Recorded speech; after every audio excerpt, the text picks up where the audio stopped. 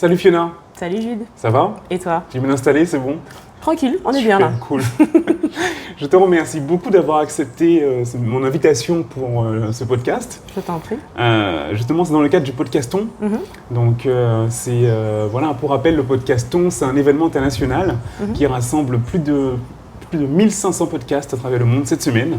Et pour mettre en lumière justement des associations caritatives, humanitaires. Et c'est organisé par une asso justement qui s'appelle Altruve et ils ont comme raison d'être de cultiver le pragmatisme comme solution pour le 21e siècle. Donc c'est un vaste programme et je pense que ton association Résilience est vraiment là-dedans. Ok. Donc je te remercie beaucoup. Et je te propose de commencer par ma traditionnelle question qui est tout simplement quelle est la dernière fois que tu as dû sortir de ta zone de confort? Quand, comment et pourquoi? C'est une bonne question, il va falloir que j'y réfléchisse. La dernière fois que je suis sortie de ma zone de confort, je sais pas.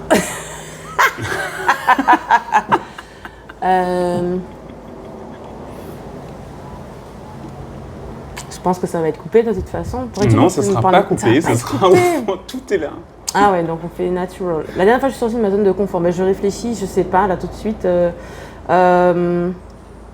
Mais peut-être c'est lors de... Ça se trouve, ça fait longtemps, c'est pas grave. Ouais, je pense que c'est peut-être me révéler un peu plus lors d'une dernière interview, en parlant, je dirais, de moments douloureux de mon passé. Voilà, je pense que c'est ça. D'accord, ok. Tu t'es fait interviewer et tu as dû parler de ton passé. Lors d'une interview, l'une des questions c'était quel a été un événement marquant de ma vie. Et j'ai parlé de la perte de mon père et de mon frère. Mais c'est pas celle dans ton jardin? Ah oui, qui est sortie il n'y a pas très longtemps. Ouais, je l'ai vu, ouais. Et du coup, ça fait un bon pont puisque c'est de manière très succincte. Ouais. Mais ça explique aussi une partie du titre, du nom de l'association Résilience 971. Ouais, je l'avais expliqué, effectivement. Même si c'est une asso qui est dédiée principalement à la préservation de l'environnement, mais il y a aussi le lien humain. C'est marrant parce que moi j'ai vu cette interview. Ça t'a pas marqué? Et ça m'a pas marqué parce que, en fait,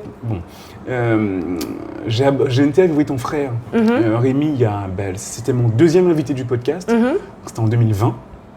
Et il m'avait déjà parlé de ça. Et du coup, j'étais déjà au courant en fait.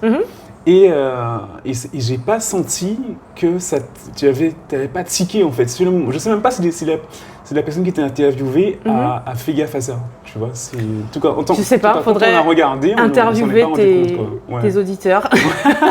Ok, très bien, non mais je comprends. Et c'est même pas quand tu as créé ta boîte ou l'association ou quand tu es revenu en Guadeloupe De toute façon, je suis quelqu'un qui prend je sais pas si je peux dire des risques, mais je fais toujours des choses un peu, je dirais, peut-être différemment de la majorité. Donc, quand je suis rentrée en Guadeloupe, par exemple, après mes années à Mayotte, je suis rentrée en faisant une transatlantique. Donc, j'ai passé 3 semaines sur un bateau, un voilier. Bon, c'était fin 2018. C'était un voilier ou un truc de marchandises? Un voilier. Okay.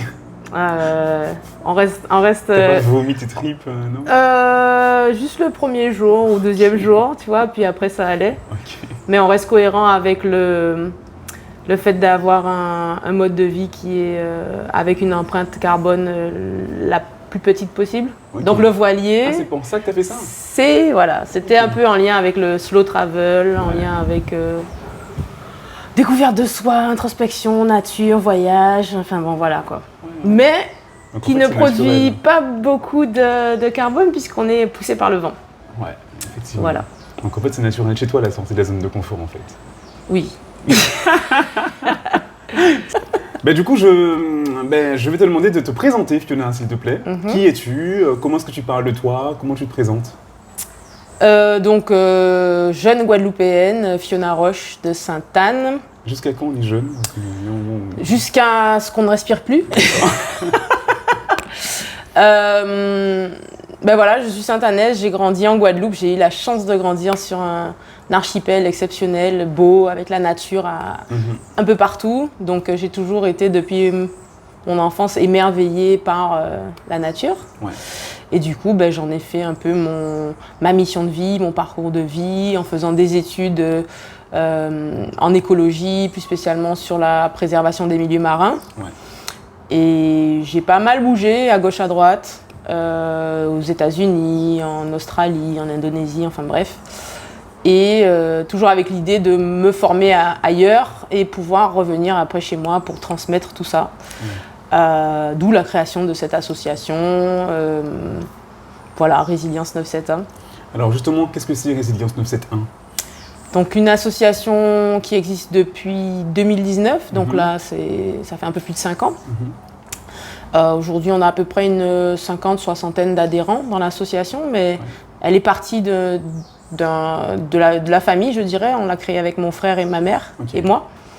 Et c'est une association qui a, je dirais, 2 grandes missions qui sont d'œuvrer pour la préservation, la valorisation de la biodiversité globalement, mais aussi surtout guadeloupéenne, sensibiliser la population sur ces questions-là.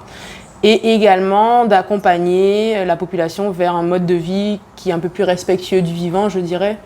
Et donc, on a créé un écolieu, donc un tiers-lieu à Sainte-Anne, où on regroupe les gens, où on organise des ateliers, des formations, des stages sur tout ce qui touche à l'autosuffisance, l'autonomie alimentaire, donc que ce soit par le biais de l'agroécologie, le jardin créole, la permaculture. Mais on propose aussi des ateliers sur le bricolage, l'upcycling, fabriquer des rocket stoves, enfin bon, la préservation des zones humides aussi, tu vois. Ouais. Et on a même mis en place une fête de la surette, mais bon. C'est quel jour ça ? C'est début janvier, c'est début d'année. C'est vous qui l'avez initié ? On l'a créé, ouais, puisqu'on a énormément de suretiers sur, donc c'est un petit arbre, un arbuste, je dirais, un arbre quand même. C'est un arbre quand même, le suretier. Ouais, mais arbre, c'est à partir de 7 mètres de haut, on va pas jusque là, on travaille avec les suretiers. À partir de 7 mètres de haut ? Techniquement, c'est quoi, c'est arbuste ? C'est arbuste, ouais. 3-4 mètres, on reste encore dans les arbustes. Ah bon ? Ah oui. Ok. Tu viens de doucher toute mon enfance là. Non, mais non, J'étais sûre d'avoir un manguier chez moi. Tu sais, tu vas en Guyane, tu as des arbres de 40 mètres de haut. Hein, ouais, donc, mais chez ma mère, j'ai toujours eu un arbre qui faisait 3-4 mètres de haut, je grimpais dedans et c'était un arbre. Ce sont de grands arbustes. Bon, ce sont de petits arbres, ce sont des arbres quand même, dans tous les cas. Qu'est-ce que je disais ? Et alors justement, alors, avant de revenir à Résilience, je voulais savoir, bon, j'ai étudié un peu ton parcours, mais qu'est-ce qui a fait comment tu arrives à créer cette association ? Qu'est-ce qui t'amène à créer ça ? Parce que tu as beaucoup quand même valdingué à travers le monde quand même. Je sais pas, tu as fini tes études quand ? En 2009, 2010 ? J'ai terminé Non, mais j'ai fait un bac plus 5. Donc, ouais. Moi, j'ai vu que tu as fait un master en écologie marine en 2009. Ok, il a été regardé mon CV. Ouais, exactement, t'as pas de LinkedIn. Après, si, t'es en Australie, ouais. T'as fait l'Indonésie, l'Australie, t'es revenu en Guadeloupe en 2012. Et je suis après. Et tu es reparti à voilà. Mayotte pour bosser à l'office, à l'UICN, donc à la conservation de la nature. J'étais aussi conservatrice d'une réserve naturelle là-bas. Voilà, c'est ça, terrestre et marine. Ouais. Et puis je suis revenue et donc en fait, ça veut dire qu'en 2018-19, tu reviens quand en Guadeloupe ? J'ai quitté Mayotte, je crois, en fin 2018, dernier trimestre 2018. Okay. Je t'avouerai qu'à la base, quand j'ai quitté Mayotte, je m'étais dit que j'irais faire un tour du monde. Ouais. Pour voir un peu encore d'autres choses avant de éventuellement revenir me poser en Guadeloupe. Donc je suis partie de Mayotte en voilier jusqu'à Madagascar. Décidément. Je suis rentrée en France en avion. Tu sais naviguer ou non ? Un petit peu, je suis un moussaillon quoi. Okay. J'ai des notions quand même. Je prendrais pas un bateau toute seule, mais cela dit, j'ai le permis bateau hauturier aussi, donc ça fait partie des choses qui sont des cordes à mon arc. Ouais. Donc Madagascar. Après, je suis allée voyager à peu près 3 semaines en Éthiopie, sac à dos, toute seule, femme seule. C'était une très belle expérience. Je suis rentrée en France et puis après, du sud de la France, enfin Maroc, j'ai pris un bateau. J'ai fait du bateau stop pour rentrer en Guadeloupe, quoi. Voilà. Et tu pars d'où pour venir en Guadeloupe en bateau? Là, on est parti de Casablanca au Maroc, en passant par les îles Canaries. Ah ouais. Et après, on a... T'as fait Maroc-Guadeloupe en bateau? Non, ouais, c'est ça, ouais. Exactement. Ok. 3 semaines. C'était Génial. exceptionnel. C'était génial. Mais par contre, Mada, Éthiopie, c'était en avion. Ouais. Mais par contre, Mayotte, Madagascar, Nosy-Bé, c'était en bateau. Ok. Voilà. Ok, donc revenu en Guadeloupe, c'est le deuxième retour du coup? Rien n'est jamais figé, je dirais, mais... Mais je veux dire que souvent on voit que voilà le. Tu sais, quand tu dis... Excuse-moi, je ne veux pas te couper, mais quand tu dis deuxième retour, c'est amusant parce que la première fois, après mes études et les premiers postes que j'ai eus à l'étranger, Australie, etc., quand je suis revenue, j'ai travaillé un peu, mais c'est pas évident parce que on a l'impression que la Guadeloupe ne veut pas de nous. Quand t'es jeune, quand t'as quand même des compétences, etc. C'est un peu compliqué de trouver sa place et parce que il y a des personnes qui sont là, qui bougent pas et qui donnent pas d'opportunités aux locaux qui ont les compétences. Ouais. Ça, c'est un gros problème. Bon, ce sera peut-être pour un prochain podcast, ce sujet-là. Mais je pense que c'était important de le signifier. Mais est-ce que du coup, justement, la première fois, tu reviens travailler, donc tu n'es plus étudiante, tu n'es plus... voilà. Donc la réalité est différente. Quand tu reviens 5-6 ans plus tard, tu as vécu déjà 2 ans ici en tant que travailleur. Bien sûr. Et donc tu abordes mieux le territoire que la première fois. C'est ça que je voulais dire. D'une certaine manière, après tu sais, l'un des premiers travaux que j'ai eu après en revenant, c'était service civique. Ouais. Théoriquement, c'est pas vraiment un travail, même si c'est un peu un travail déguisé. Mais c'était déjà dans la protection des espaces naturels avec la réserve de Petite Terre et de la Désirade. Et après, il y a eu des postes ici, mais bon, j'ai pas réussi à les obtenir. Et j'ai eu une super opportunité professionnelle à Mayotte, où j'ai été propulsée conservatrice d'une réserve naturelle terrestre et marine. Et là, j'ai pris un peu de bagage. Et après, Mayotte, c'était un territoire assez particulier, complexe. Et du coup, ça fait du bien de rentrer en Guadeloupe. Ce qui me fait me dire que tout à l'heure, quand je t'ai dit que je voulais partir en tour du monde, il s'est avéré que dans cette idée de tour du monde, après je suis rentrée en Guadeloupe, j'ai plus envie de continuer de voyager. Je me suis dit, c'est le moment de rester en quelque sorte. J'ai fait un petit tour à la Dominique, mais je me suis dit, non, il est temps que je fasse quelque chose pour que je rentre à la Guadeloupe et que je crée ce projet qui, d'une certaine manière, me permet de voyager tout en restant chez moi, puisque ça attire aussi des populations de différents endroits dans le monde. Il y a quelques mois, on a eu pas mal d'Européens, un petit groupe de Erasmus qui sont venus. On a eu des Noirs américains de Howard University qui sont venus. Donc, je voyage de chez moi. Et puis, je peux surtout valoriser mon patrimoine, mon île et transmettre les messages autant à la population locale qu'aux visiteurs. Voilà. Et justement, quel est l'accueil, tu vas commencer à en parler, mais quel est l'accueil du public par rapport à l'association, par rapport à l'écolieu? Ils sont contents. Je ne peux pas parler en leur nom, mais généralement, les gens sont super contents. Comme événement, alors, tous les week-ends, tu fais des visites? Alors, ce n'est pas tous les week-ends. On a un rendez-vous assez régulier avec les bénévoles de l'association qui viennent pour contribuer à mettre en place le jardin, à entretenir le lieu, puisque c'est quand même un espace de 5000 m², il y a des choses à faire, il y a la nature qui vit et il y a des choses à faire régulièrement. Et après, annuellement, on a quelques événements de sensibilisation, ou comme je te dis, des stages, autant sur le jardin que les éco-constructions, on a déjà organisé des portes ouvertes avec des petits marchés, avec des producteurs. Les rendez-vous au jardin, on a fait venir des musiciens, on a fait venir des artistes pour décorer le container de l'association. On a eu un atelier de fabrication d'un rocket stove, c'est-à-dire d'un petit réchaud en terre fabriqué à base de terre. Parce qu'on est aussi dans les éco-constructions.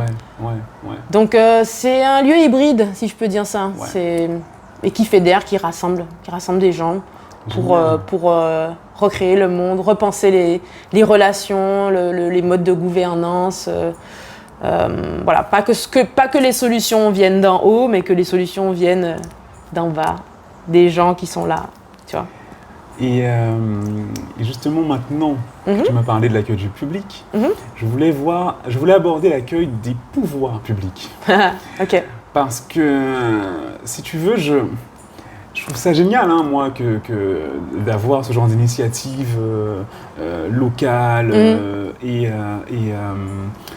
c'est prometteur. Même pas presque, tu es en train de créer une nouvelle façon enfin pas une nouvelle, mais une façon de vivre en fait. Tu es en train d'éduquer les gens. Une façon différente de vivre de la majorité. En harmonie avec ceux qui les entourent. Voilà. Mais comment les pouvoirs publics reçoivent ça? Est-ce que tu essaies à ton échelle, toi aussi, de faire un peu grossir le truc et de répondre à la bonne nouvelle aux collectivités ou même simplement à la mairie de Sainte-Anne déjà Qu'est-ce qu'ils en pensent? On a déjà eu l'occasion, que ce soit avec la mairie de Sainte-Anne, de faire des actions. Ils nous soutiennent sur certains de nos projets.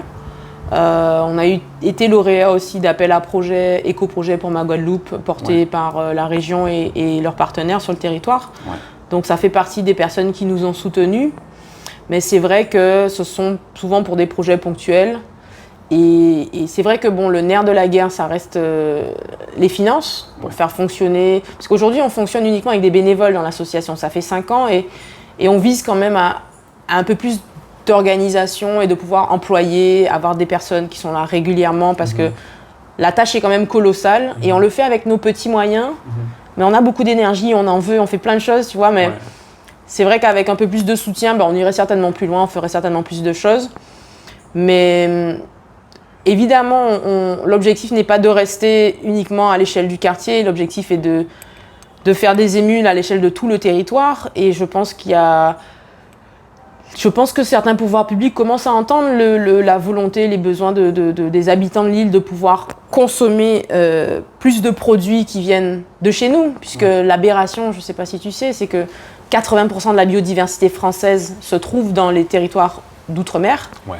Et pourtant, nous importons 80% de ce que l'on consomme. C'est une totale aberration. Ouais. Mais ça questionne aussi tout ce qui est géopolitique, histoire coloniale de la Guadeloupe, etc. Où, d'une certaine manière, un projet comme ça, c'est aussi une façon de briser les chaînes et d'apprendre à se débrouiller par soi-même, etc. Et encore une fois, que les solutions viennent d'en bas et pas forcément attendre des autres. Travailler avec sa communauté pour avoir des liens plus solides, Bail Coco Pou Savon, etc. C'est vrai qu'avec le mouvement LKP de 2009 et aussi le Covid, il y a beaucoup de gens qui se sont dit « Ah, il faut qu'on mange local, la pharmacopée, nos plantes médicinales, il faut qu'on… » Tu vois ? Mais ce serait bien que ce soit vraiment un mode de vie pour de plus en plus de personnes et pas forcément une réaction à chaque fois à de l'adversité. Parce qu'on a un contexte aussi local qui est très particulier. On n'a pas d'eau dans nos robinets, on a des sols pollués à la chlordécone, on a des soucis de chômage, on a des soucis de violence. Donc, il y a tout à faire. Il y a déjà des choses en cours.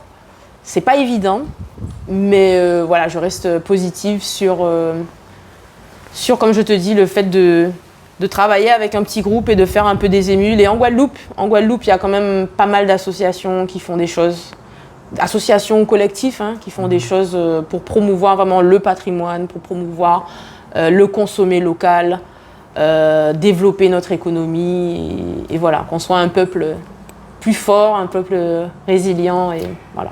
Et c'est super. Moi, je me demandais aussi comment faire en fait pour que la Guadeloupe devienne un petit Costa Rica. C'est-à-dire, je me suis renseigné un peu sur le Costa Rica en préparant l'interview. Le Costa Rica, c'est l'écotourisme. Le Costa Rica, c'est des plages, des volcans, des fleuves, des forêts, une biodiversité exceptionnelle. Et ils sont connus pour, déjà, c'est un des pays, je crois, apparemment, où il faut le mieux vivre, où les gens sont le plus heureux, tout ça. Mais surtout, ils veulent atteindre la neutralité carbone d'ici 2050. 99% de l'électricité au Costa Rica est déjà produite à partir d'énergie renouvelable. Et clairement, c'est le Havetkin, c'est l'écotourisme, et les gens vont visiter le Costa Rica pour ça. Pour ça, ouais, tout à fait. Tu vois, à une moindre échelle, on a des territoires comme la Dominique qui commencent un petit peu à aller sur ça aussi, parce qu'ils ont aussi du potentiel. Ils ont banni le plastique à usage unique. Bon, voilà. Après, il y a le pendant de ce genre de choses, c'est que même si on veut vivre à 99% avec des énergies renouvelables, on a quand même des pollutions. Au Costa Rica, le tourisme fait que les avions qui viennent et du coup, forcément, voilà. La Dominique, j'ai vu qu'il y a quasiment 25% de déchets plastiques à la Dominique. C'est le double des pays industrialisés. Donc tout ça, c'est voilà. Alors qu'en Guadeloupe, on a tout ça. On a un écosystème exceptionnel. On a 20% des territoires qui sont protégés, je crois, en Guadeloupe. Et 20% des territoires en zone protégée. On a une forêt tropicale en Guadeloupe. On a un parc national, on a des réserves nationales, terrestres, marines, géologiques. Pour justement développer cet écotourisme. Une zone de mangrove classée Ramsar à l'international. Tout à fait. Et on a aussi des récifs coralliens qui, malheureusement, blanchissent parce qu'il fait trop chaud. Et Salut Zeniba. C'est le chien qui est arrivé dans le podcast. Mais justement, tu vois, ok, des assos comme Résilience ont fait un travail exceptionnel au niveau local. Mais comment faire pour faire ça grossir et en faire un vrai... Tu sais, un vrai quoi? Une vraie dynamique à l'échelle régionale, quoi. Moi, j'ai pas envie qu'on devienne un Costa Rica, un petit Costa Rica, comme tu as dit. J'ai envie qu'on devienne ce qu'on est nous. Parce qu'il faut faire avec notre contexte, notre histoire, etc. Mais j'entends ce que tu dis concernant le fait d'avoir plus de... déjà de faire de la nature une richesse de développement économique, une vitrine, comme tu dis, au niveau de l'écotourisme et tout, promouvoir plus de tourisme vertueux et vert, pas du tourisme de masse où on voit s'agglutiner des tonnes de personnes sur une plage de sable avec des cocotiers. Il y a aussi des petites structures en Guadeloupe qui essaient de mettre ça en place, de montrer une Guadeloupe authentique, de montrer comment vivent les gens, de montrer la nourriture, etc. Il y a des choses comme ça, mais c'est vrai que ça reste des petits... Et l'idée, c'est comment travailler, comment faire ensemble pour être plus fort. Et surtout, d'une certaine manière, encore une fois, je pense que c'est important aussi que ce soit des décisions qui soient prises à l'échelle territoriale et politique et avec une volonté vraiment que le territoire soit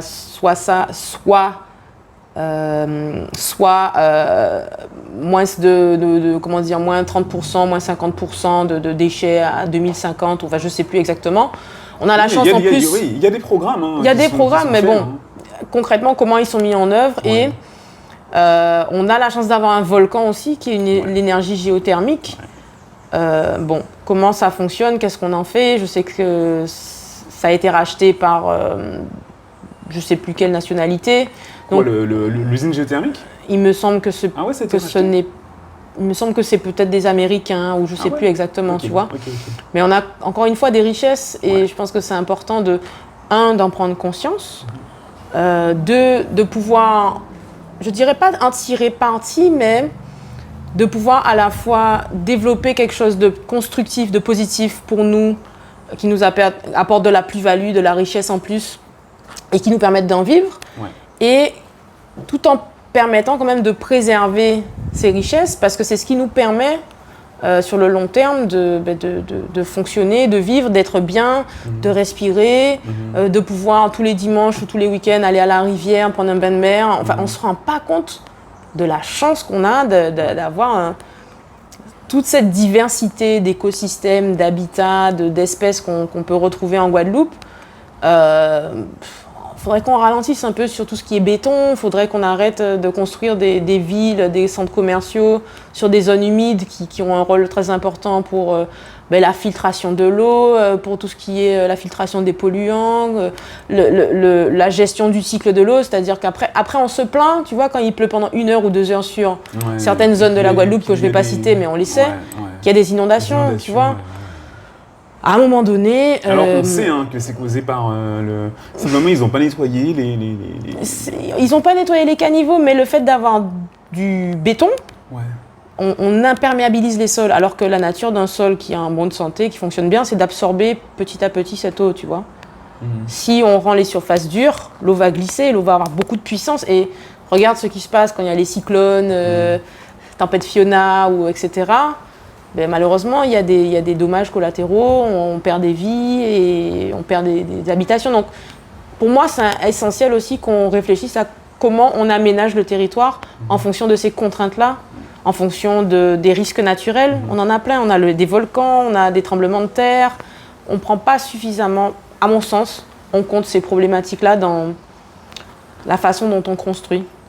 Et ça me permet de rebondir sur une chose intéressante que je trouve avec la permaculture, c'est que la permaculture, c'est un art de vivre. Donc c'est à la fois une philosophie qui est basée sur 3 éthiques qui sont prendre soin de la nature, prendre soin de l'homme et partager équitablement les ressources. Mais c'est aussi une méthode qui va te permettre de développer, de construire, de mettre en place des habitats nourriciers qui vont être les plus résilients, autonomes, durables possibles, où tu dépenses le moins d'énergie pour les faire fonctionner, et surtout en essayant de reproduire les mécanismes que l'on observe dans la nature déjà, quoi. Et je pense que c'est important aujourd'hui que dans l'aménagement de notre territoire, dans nos modes de vie au quotidien, on prenne en compte ce qu'on a autour de nous, on prenne en compte cette nature, de ne pas fonctionner systématiquement contre elle, mais de voir ce qu'elle nous apporte, ses avantages, ses inconvénients, et comment on peut limite l'améliorer, l'optimiser, tu vois, mais pas scier la branche sur laquelle on est assis, parce que concrètement, c'est exactement ce qu'on fait. On empire les choses par méconnaissance, par soif d'argent, par avoir envie de toujours faire comme ce qu'on nous a appris, mettre du béton. Bah, au bout d'un moment, faut pas t'étonner de crever de chaud quand il n'y a plus d'arbres autour de toi. Il faut pas t'étonner d'être inondé quand il n'y a que du béton autour de toi et que les zones humides sont plus là. Enfin bon, il y a des choses comme ça un peu logiques. Je pense que voilà. Il faut que chacun fasse sa part. Oui, ben voilà, on est d'accord. T'as vu la transition, mec ? Ouais, on est d'accord. Faire ma part, c'est le nom de mon entreprise, mais... D'où la... Voilà, j'ai compris, tu me tends des perches, c'est gentil, tu fais mon marketing pour moi. Tu es aussi consultante. Ouais. Et justement, je voulais savoir quelles sont tes activités en tant que consultante. Consultante en quoi ? J'accompagne des projets en écologie, des projets qui intègrent justement la nature. Je suis aussi formatrice justement pour tout ce qui est transition écologique, jardin créole, permaculture. D'ailleurs, la permaschool créole. J'ai beaucoup entendu parler de ton intervention récemment d'un événement là, qui a rassemblé des femmes. Tu avais, je sais plus comment ça s'appelle. C'est pas le truc avec l'ancienne Miss France là. Ah oui, sois belle et fais-toi. Voilà, et Sandra Buisson. Tu avais fait un truc avec elle. Ouais, c'était très sympa. Très sympa. J'ai fait une conférence les pieds dans la rivière. C'était pas prévu comme ça, mais ça s'est fait naturellement. Et c'était vraiment sympa. Coucou Sandra, si tu me regardes. Donc en gros, tout ce que je veux dire, c'est ouvrons les yeux, prenons le temps de se reconnecter au vivant, de s'émerveiller devant la petite abeille qui vient butiner telle plante, grâce à elle, ou même le foufou, même le guimbaud, la chauve-souris qui mange la moitié de nos papayes, elle a un rôle essentiel, tu vois. Donc prenons le temps de prendre le temps, de ralentir et plutôt que de se connecter à son téléphone, prendre quoi, la décroissance ? Ben oui, je pense que... Mais bon, c'est difficile quand on est dans un monde... On est tellement brainwashé par les réseaux sociaux, les médias que... C'est un mot vulgaire, la décroissance, maintenant. Mais en fait, le problème, selon moi, c'est qu'on nous apprend qu'on a de la valeur quand on roule dans une grosse voiture. Tu vois, quand on a un téléphone de dernier cri, qu'on met des marques. Et je pense que... je sais pas, pour moi, ça a peut-être plus de valeur. Après, des fois, il faut dire aussi qu'on est pris par les trucs. Tu parles des voitures. Maintenant, on parle beaucoup de voitures électriques, tout ça, mais en fait, on se rend compte aujourd'hui qu'en fait, c'est pas si écolo c'est pas que si ça. propre que ça. Parce qu'on ne sait pas comment les jeter. Tu vois. Donc c'est bon. Oui, mais après, voilà, il y a d'autres moyens de se déplacer. On peut faire du covoiturage. Est-ce que si on a 5 personnes dans une maison, est-ce que les 5 personnes ont besoin d'une voiture ou est-ce qu'on peut essayer de se déplacer ensemble? Qu'il faut changer, hein. Il y a les transports en commun, il y a les vélos, il y a la marche. Plutôt que de s'empiffrer de trucs et de grossir, alors qu'avant, les gens étaient tout le temps dehors. Tu connais le jardin punk? Le concept du jardin non. punk? Tu connais pas?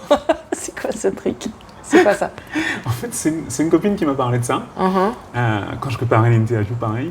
Elle me disait, tu me demandes le jardin punk. Et donc, c'est quoi ce jardin?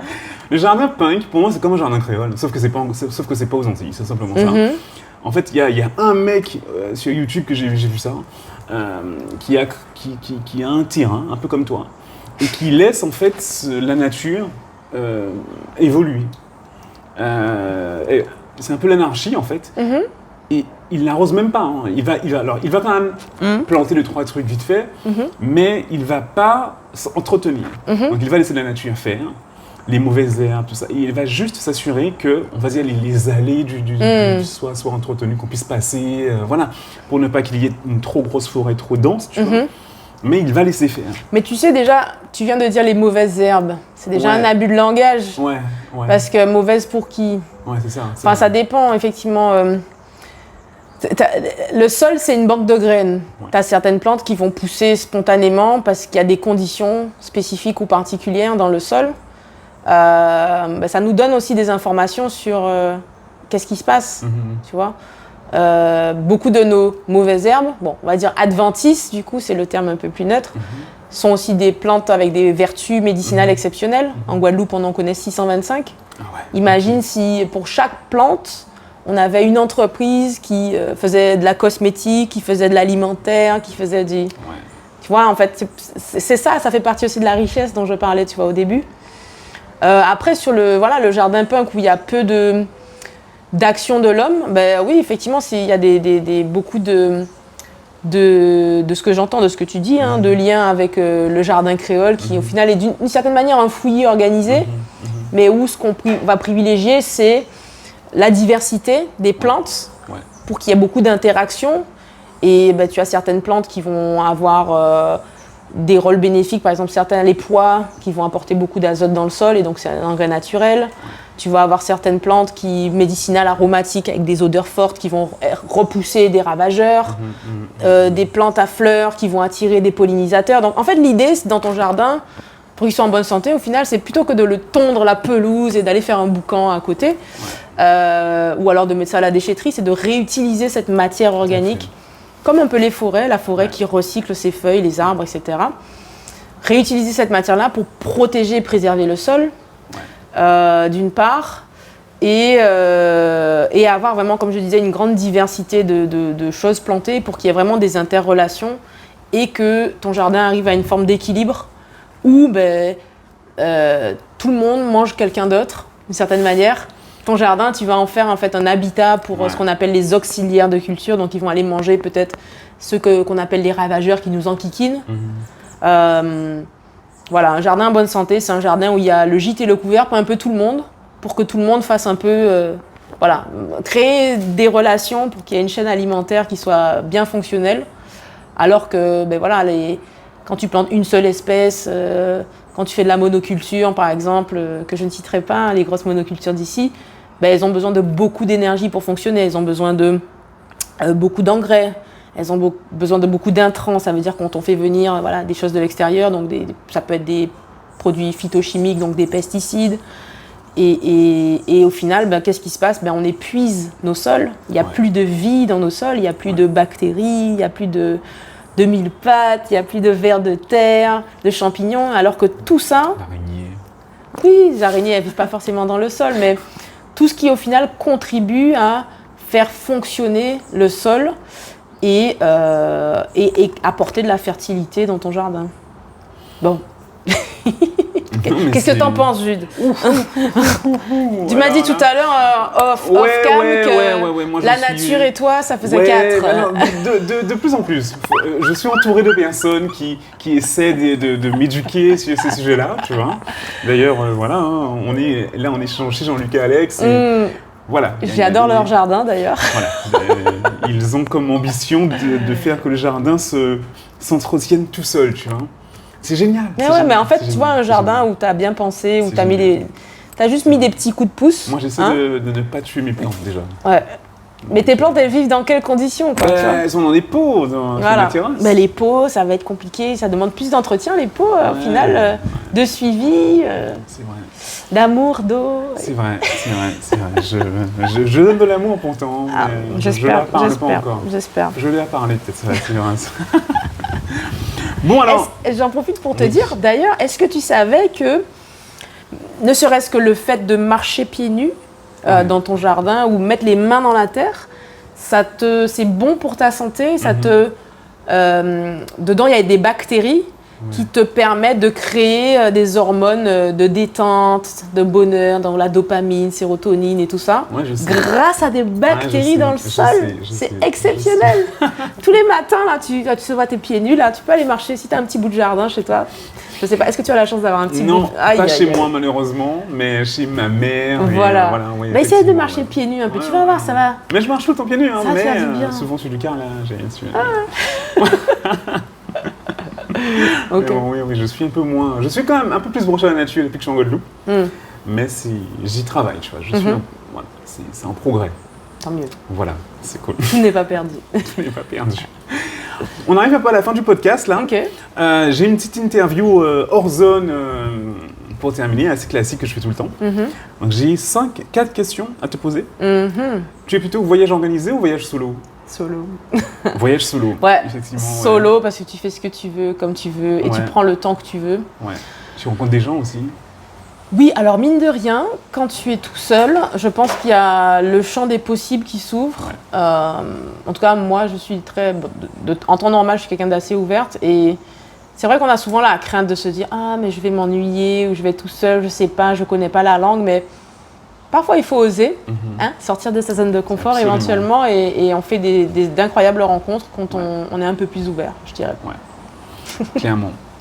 La dernière fois que tu as dit non, c'était quand? Tu poses des questions pièges là, mais j'en sais rien. Oser dire non. Mais oser dire non, ça devrait pas être osé. Tu dis non parce que t'es pas d'accord, c'est tout. Tout simplement. Non. Mais dernière fois, je sais pas, ça m'a pas marqué. T'es trop gentil finalement. Non, je dis pas oui à tout. Hein. C'est vrai que je dis oui à beaucoup de choses. Je sais pas, mais quelque chose qui me chagrine en ce moment, c'est au niveau politique ce qui se passe aux États-Unis et bon, il y a beaucoup de choses qui m'insurgent et beaucoup de choses qui nécessitent de dire non et qu'on n'est pas d'accord et parce que ça fait peur, très peur. Effectivement. Ton prochain projet sera motivé par l'envie de changer le monde. C'est tous les jours. Des collaborateurs sympas, une opportunité de gain importante. Ouais, c'est certainement pas le dernier, me concernant. Parce que je fais pas les choses forcément... J'ai encore perdu mon micro, Jude. Je sais pas si on va couper ça. Non, mais c'est rigolo, tu peux le garder. Hein. Bon. On va le garder, ça. Je pense que mon micro est... Voilà, c'est bon. Technicien.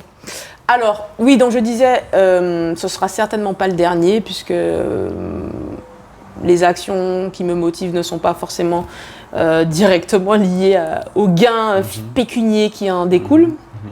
Voilà, c'est plus le sens, l'impact, les valeurs qui me portent généralement. Et les autres questions, c'était des opportunités de collab. Moi, je suis toujours ouverte, hein, pourquoi pas. Encore une fois, si les personnes partagent les valeurs, si on trouve des synergies. Et la première réponse, c'était... l'envie de changer le monde. Voilà, j'ai répondu déjà, ça c'est au quotidien, faire ma part. Exactement, Voilà. faire ma part, tout à fait. C'est un très bon... En ce moment, je suis en train de chercher un nom pour un projet, moi. Je galère. Si tu veux, tu me dis, on va faire un petit brainstorming. Dernière question, quel insecte ou plante représente le mieux ta personnalité? Quel insecte? Insecte, hein, pas animal. Hein. Insecte. Insecte ou plante? Plante, ma personnalité. Oh là là. Ma personnalité. Tiens, je vais réfléchir à une plante qui. Une plante. Ma personnalité. Alors, je donne beaucoup. J'ai beaucoup de pétillant, de peps, de la saveur. Je sais pas, j'aime bien le piment, pourquoi pas. Bon, là, mon Jacques, allez, bim, ça brûle. Non, mais je peux peut-être donner parfois l'impression que ça percute, que ça brûle à l'extérieur, mais à l'intérieur, je suis toute tendre et... Mais souvent les gens extravertis, c'est souvent ça. Hein. Je pense qu'il y a plusieurs layers, plusieurs couches, et bon, ben oui, je pense que ça vaut le coup d'apprendre à me connaître, parce que souvent les gens ne voient que l'apparence extérieure d'une nana qui dépote avec plein d'énergie, etc. Mais voilà, je suis aussi très sensible et il y a beaucoup de choses qui me tiennent à cœur et l'envie de bien faire et d'avoir un impact positif sur mon entourage. Bon, voilà. Donc j'ai pas trouvé encore la bonne plante. Le piment c'était bien, mais il lui manque quelques caractéristiques, je dirais. Je promets pour le prochain podcast d'avoir une meilleure réponse. Ok, bientôt, on se revoit. Ah bon? Carrément, avec les deux, Rémi et Fiona. Ok. L'association, comment est-ce qu'on peut faire pour aider Résilience? Résilience 971. Résilience 971, c'est vrai. Wadada. Par contre, l'écriture.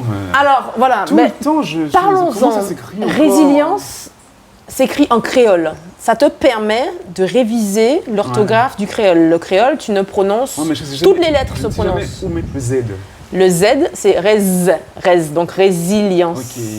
Et le liance, Z-I-L-Y. Liance comme le lianage, le lien.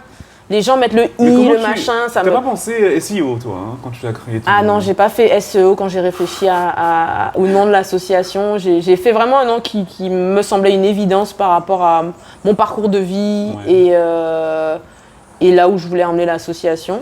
Ouais. Donc la question que j'ai déjà oubliée. Comment on peut faire pour aider Résilience? L'association, c'est une association, donc on a besoin de force vive en tout temps. On a besoin d'argent. On veut bien des dons. Hein, d'ailleurs, on est une association d'intérêt général, donc vos dons sont défiscalisés. Défiscalisés à combien? C'est 66%, enfin voilà, un montant intéressant. Vous pouvez rejoindre l'association en adhérant, tout simplement, pour apporter un peu de cerveau ou apporter un peu de bras, d'huile de coude. Vous pouvez partager ce podcast, vous pouvez partager nos réseaux sociaux. Enfin voilà, il y a plein de moyens d'aider, mais je dirais que voilà, même en étant à distance, adhérer à l'association, ça peut nous permettre de fonctionner. Et voilà. Et puis si vous connaissez un riche héritier qui a envie de... non mais pourquoi pas de mettre son argent dans un projet qui a du sens, qui a des valeurs, et voilà, faites-le nous savoir. On va pas se marier avec, mais... un riche mécène. Voilà. Après, voilà, les compétences. Les compétences sont importantes dans le sens où on essaie de faire beaucoup de choses sur l'écolieu, de faire des constructions écologiques, de faire attention au niveau énergétique.